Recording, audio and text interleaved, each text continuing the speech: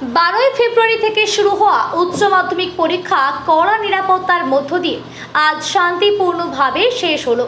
শেষ দিনের বিষয় ছিল পরিবেশ বিজ্ঞান। সকাল থেকেই পরীক্ষা কেন্দ্রগুলিতে ছিল প্রশাসনের কড়া নজরদারি, যাতে সুষ্ঠু ও স্বচ্ছভাবে পরীক্ষা সম্পূর্ণ হয়। নির্ধারিত সময়ে পরীক্ষা শেষ হতেই পরীক্ষার্থীদের মুখে দেখা যায় স্বস্তির হাসি। দীর্ঘ কয়েক সপ্তাহের মানসিক চাপ, পড়াশোনার ব্যস্ততা ও প্রস্তুতির পর অবশেষে পরীক্ষা শেষ হওয়ায় স্বাভাবিকভাবেই উচ্ছ্বাসে ফেটে পড়েন ছাত্রছাত্রীরা। দুর্গাপুর মডার্ন স্কুলের গেটের বাইরে বেরিয়ে তারা একে অপরকে আবির মাখিয়ে আনন্দ ভাগ করে নেয়। কেউ বন্ধুদের জড়িয়ে ধরে শুভেচ্ছা জানায়, কেউ আবার ছবি তুলে এই বিশেষ মুহূর্তকে স্মরণীয় করে রাখে।